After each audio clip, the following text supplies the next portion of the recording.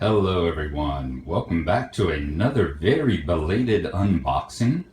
I remember saying a short while ago, sometime in one of my videos, that I had mentioned this game and I was going to do an unboxing of it.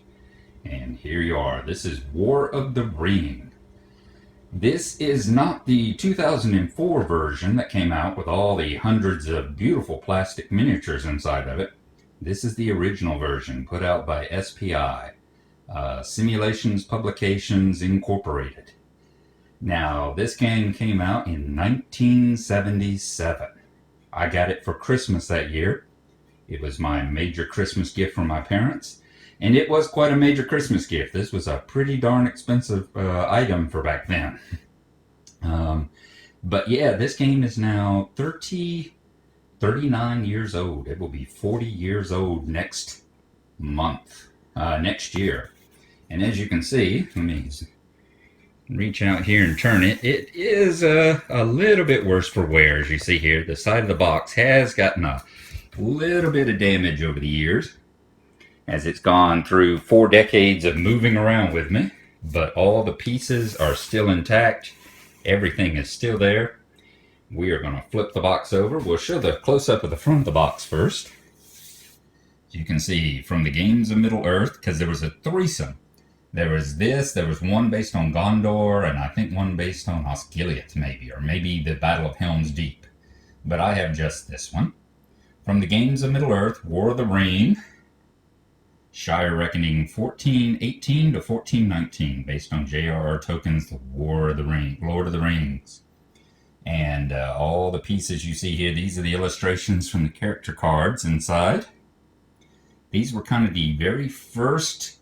These and the Rankin Bass comic book cartoon of The Hobbit were my first interpretations, the first true pictures that I got of the various characters of the book, and it has kind of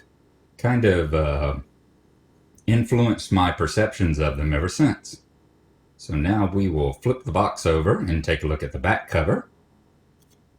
Alright, and here you see the back of it. Got a nice picture of the map, a map of Middle-earth up here, which is also a reprint of the actual board game inside. A long history of the course of the battle, and the War of the Ring. And then some information on the game. You got a 3-mounted 11 by 34 map, 400 die-cut playing pieces, I guess, to go along. Very much in line of the 400 or so, 470 or so miniatures in the 2004 version. Rules, game charts, tables, 112 player cards, and a plastic die.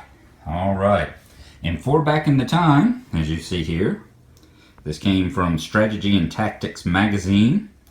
They said 2 to 3 players, 12 years and older, 1 to 3.5 hours, complexity 5.8, which was probably pretty accurate depending on how quickly you played it. Alright, we're going to flip it back over, pop the top, and show you what's inside the box. Alright, here we go. I've gotten most of the components out of the box here. As you see right over here, we have the sheets they were talking about. There are 2 sheets, endurance level. This right here has basically the hit points of the various characters for both the Fellowship, Sauron's forces, the servants, etc.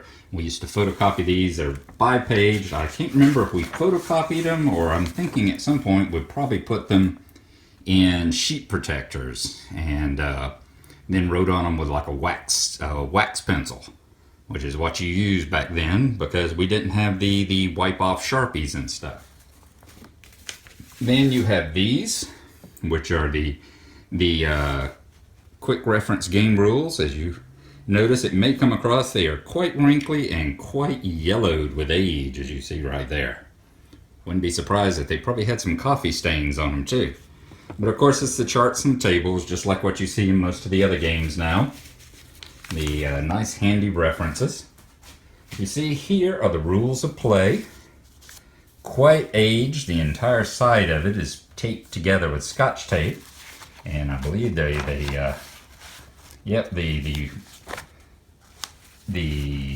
staples have pulled out of the first few pages as well. But it's quite an extensive game. There are two kinds. There's the character game, which is a very simple, kind of a low-level game, where you're just mainly moving the Fellowship around, and on the other side you're moving like the Nazgul, and both of you are moving across the map trying to find each other. The Fellowship is trying to get to Moria, to Mordor, to the Cracks of Doom, and throw in the ring, and the Nazgul are trying to find them and take the ring. So you've got all of that, and then later on you've got the pages and pages of the various characters. And then later on you have the actual campaign game, which is all about actually fighting, and where you got all the armies, all the various races, and you bring in all of the armies and counters onto the board. And then there's a 3-player variant here, where the 3rd player takes the role of Sauron. You can't really win as Sauron. It is extremely difficult to win as Sauron. You work kind of more of a, if you can get the ring, you can win. There are victory conditions, but you actually tend to play more of a spoiler character, constantly playing the other two sides off of one another. Some nice designer notes. Wonderfully evocative cover of the Fly You Fools and the Balrog and all.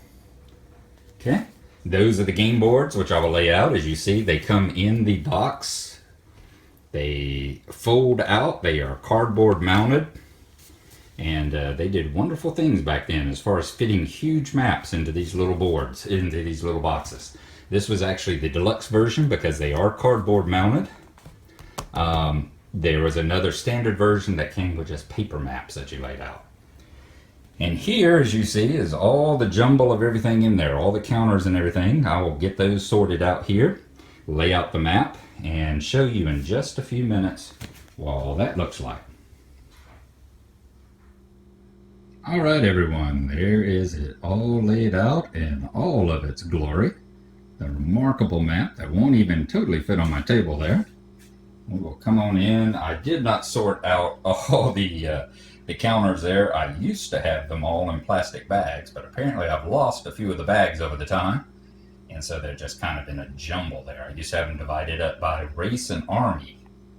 Coming on over here, you can see right here is an example of one of them. There's Frodo with his strength rating of 3 and I think a defense of 5, if I remember right. Next to what I thought at the time was one of the world's smallest dice. As you see, you got the cards bent out. We'll take a look at the map first. We got all of Middle Earth from Forkill all the way up in the north, coming down through the area of the North Downs. There's Evendale. There's the North Downs over here. Here's Breland. There is Bree. Travel out to the Shire out here. Here's the Arid Luwine up here in this area. Rivendell, of course, is right over here, tucked away right here in the Misty Mountains. Coming down, here's Obregion. There is the passage of Moria right there that you can travel through.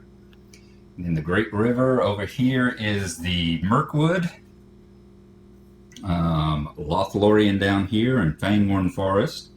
Up in Mirkwood, you have the Elven King's Hall, and you have the Lonely Mountain right there, and the Desolation of Smog. You see the Dale.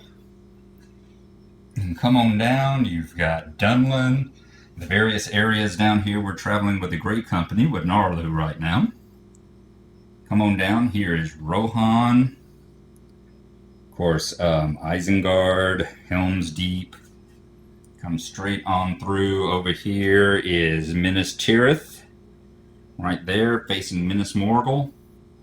Then you have Mordor over here, and of course Barad-dûr, the Crack of Doom, and the Black Gate.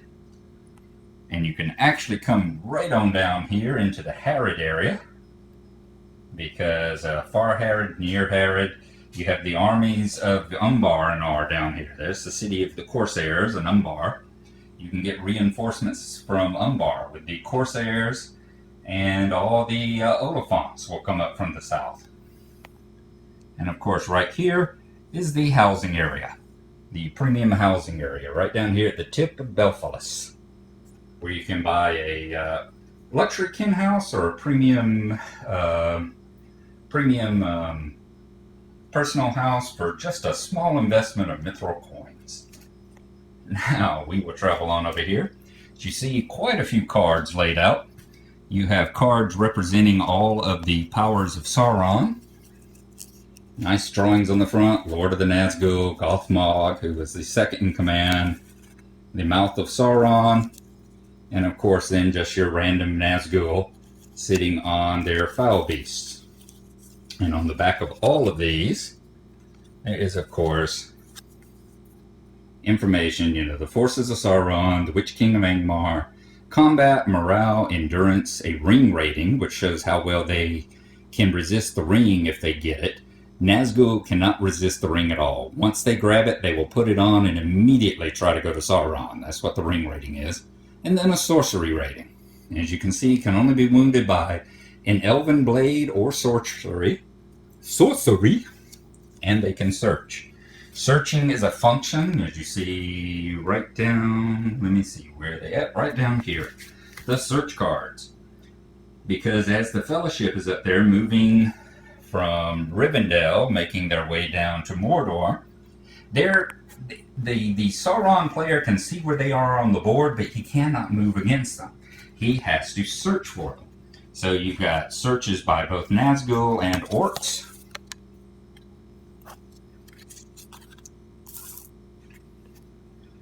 And to search an area, there you go. It shows you've got 3 Nazgul, and it shows what areas those 3 Nazgul are searching in this turn. Or you can send out Orcs, and shows where they're searching from this turn.